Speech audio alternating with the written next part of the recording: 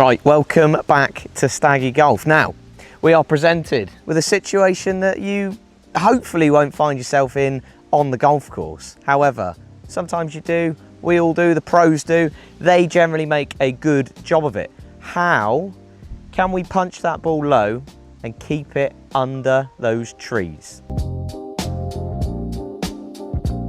So I think you've got two, maybe three options. Option one's probably the simplest of the options. Something with a lot lower loft, it's going to come out lower. However, it's a bit more difficult to control. It's a bit more difficult to hit down on something that hasn't got much loft. For me, I've got my 3-iron. That is my lowest lofted iron. I could use a 4, I could use a 5, but 3 I know is going to come out lower. So ideally, that's what we want. In terms of my setup, I'm going to have my feet a little bit close together. Again, I want to control this golf shot. I don't need to hit it like a full swing, because if I'm hitting a full swing, it might pop up. It's going to hit these branches. So feet close together, more like a pitch shot. Ball position in the middle. I don't want to go too far back. Unfortunately, you go too far back, you hit that ball into the ground. It's actually not going to go anywhere. It might be a little bit of a top. So really important to make sure ball position's in the middle. And from there, I'm making a nice, what feels like a wide golf swing. So picture your golf club is a paintbrush and you're going to paint me a nice big semicircle from there. I don't want too much risk getting involved with this technique. Again, option one is as simple as possible. And the last little thing I like to think about is just keep my sternum just in front of the ball, so just to the left of the ball at all times during this swing, and maybe just a little bit of weight on my left side. Bun that through. I'm only looking to hit this about 100 yards. Safest option, option one. Right, option two, my preferred option. It's maybe slightly more high tariff than the other option. However, I find I can control the ball flight a lot better like this. You take something like a 7-iron. We need a little bit more loft on this club. Reason being, in our setup, we're going to do a few things slightly differently in order to hit down on it. Grip.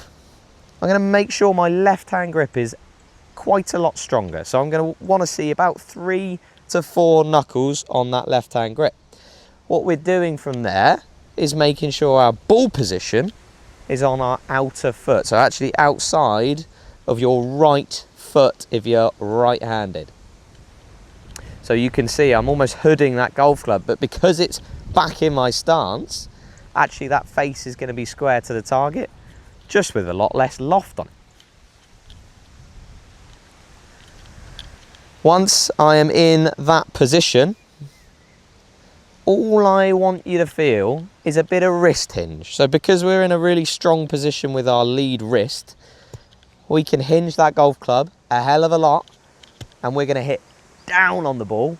We are almost not going to follow through because the golf club is going to enter and it's going to stop all momentum. So that's how I feel most comfortable playing it. Here we go. Let's give you hopefully an example.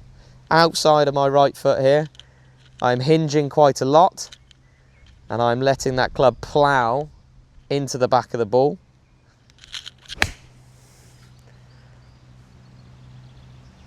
Straight as a die.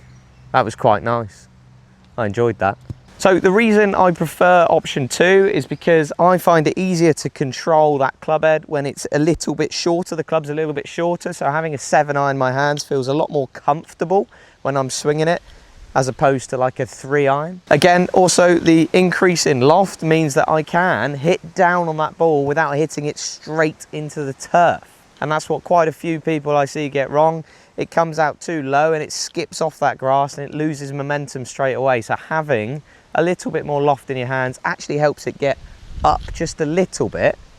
So hopefully not too high that it hits the trees. And the third reason I prefer it is because I can be really aggressive. And I prefer that in a golf swing. I like being able to be very aggressive on a golf shot. Hit down on it, hit hard. Hit the tree. But good result. I'm happy with those. If you're not comfortable with option 1 or option 2, there is a third option. Now, this is definitely a little bit more high tariff. You're going to grab your 60-degree wedge and you're going to play a flop shot. And hopefully, like all your other flop shots, you'll scull that ball really low through and under the trees, just like that. Thanks for tuning in. Hope you enjoyed the video. If you did, please like and subscribe, and stay tuned for the next one.